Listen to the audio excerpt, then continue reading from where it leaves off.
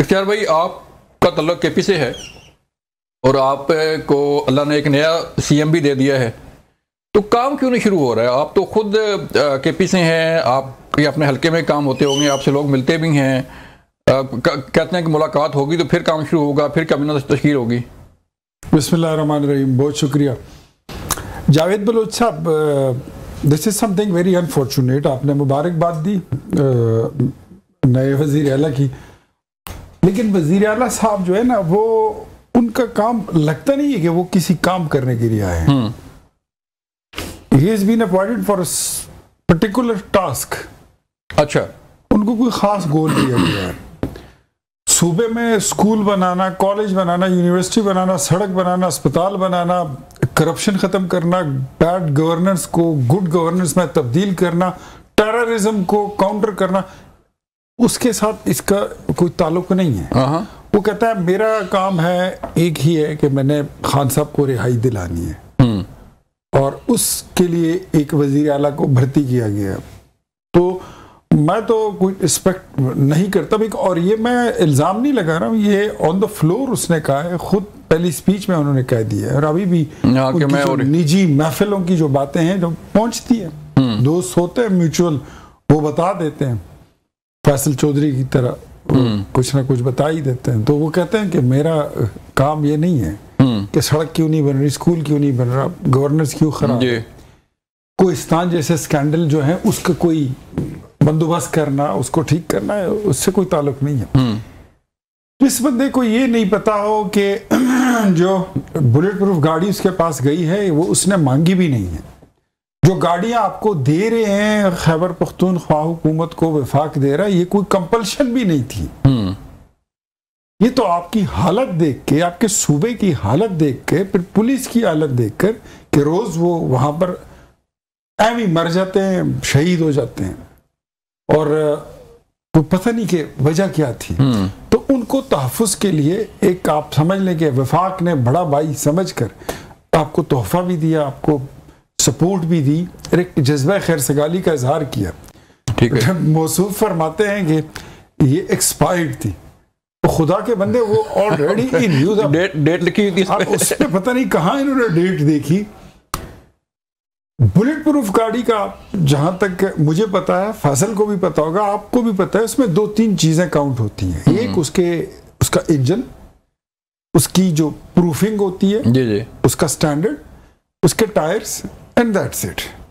अगर आपको कोई शक है, गाड़ी को खड़ा करके उसको 2-4 फायर मारो, पता लग जाएगा कि ठीक है कि खराब। लेकिन ये स्टंट था, that was totally a political stunt. जिस तरह इमरान खान आए थे और कहते हैं कि नवाज शरीफ ने तो इधर 4 बजे पाल के रखी हुई है वजीर आजम हाउस में, बाद में उनको पता चला कि ये वजीर आजम हाउस के मेहमानों के लिए इससे चाय बनती थी। फिर कहते हैं ये इतनी बहुत ज्यादा, इतनी बड़ी फ्लीट ये गाड़ियों की इधर क्या कर रही है, इसकी क्या जरूरत है, नीलाम कर दो। बाद में उनको पता चला कि बाहर से जब कोई दूसरा सरबराह मुमलिकत आता है, उसके साथ वजीरों का और मुशीरों का वफद होता है, सेक्रेटरीज होते हैं, लोग होते हैं, उन मेहमानों के लिए फिर आपको गाड़ियां भेजनी पड़ती हैं। फिर उन्होंने उससे ज्यादा कीमती गाड़ियां खरीदी।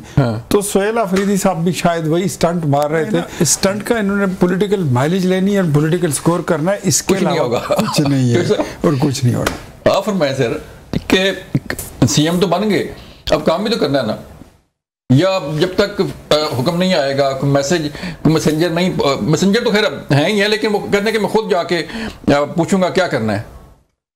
देखिए सर जावेद साहब, ये जो इशू है, आपने इसको शख्सियत के जो है वो कर दिया। ये मेरी नज़र में सोहेल अफरीदी साहब तो बहुत बड़े लीडर बन गए, उन्होंने ज़िंदगी में नहीं सोचा होगा, वाकई उनको नहीं जानता था कोई पहले। आप लोगों ने और वफाक ने उनको काफ़ी हाइप दी है, ठीक है, इस लिहाज से गुजारिश ये है कि जहाँ तक दहशत गर्दी का मसला है या क्रॉस बॉर्डर टेररिज्म का मसला है, ये मुल्क वफाकी आइन के तहत चलता है और सूबे इसमें इकाइयाँ हैं। बिल्कुल ठीक है। बाद काफ़ी सारे गवर्नर्स के डिपार्टमेंट को उनके सूबों को दिया गया, लेकिन जो दिफा है या खारजा पॉलिसी है वो वफाक के पास है। एक तो दरमियानी पोजीशन ये है कि पार्टी अपनी सियासी पॉलिसी जो मर्जी रखे, ठीक, पॉलिसी वही चलेगी जो वफाक बनाएगा, और उस पर सूबा अपनी राय देने का हक महफूज रखता है। आप तहरीक इंसाफ के अंदर रहकर बात कर रहे हैं? जी, मैं रोज करता हूँ ये हक बात और डिविएट नहीं किया जा सकता। कि इमरान खान साहब को भी बताना पड़ता है ना कि जी आइन में क्या इस तरह की गुंजाइश है। दूसरी बात रही तालिबान से गुफ्तगू की। तालिबान से गुफ्तगू वफाकी हुकूमत कर चुकी है, एक मुआहदा आ गया है, उसमें कतर के थ्रू आया है, तो मेरा ख्याल में टीटीपी से तो बात नहीं हो सकती। टीटीपी से तो जंग है, और टीटीपी को सरकारी तंजीम नहीं है या वो कोई गवर्नमेंट नहीं है। अगर आप उनसे बात करने की कोई भी बंदा डिमांड करता है, अपोजिशन से हो, हुकूमत से हो, कि सूबे से हो, वफाक से हो, वो गलत है। उसकी बुनियादी तौर पे कोई दलील नहीं, मंतक नहीं है। उनसे तो जंग है, वो तो एक टेररिस्ट ऑर्गेनाइजेशन है, बैन ऑर्गेनाइजेशन है पाकिस्तान में, पाकिस्तान के खिलाफ कार्रवाइयाँ हैं। अब रही बात के वफाक अपनी सियासत कर रहा है, सूबा अपनी सियासत कर रहा है।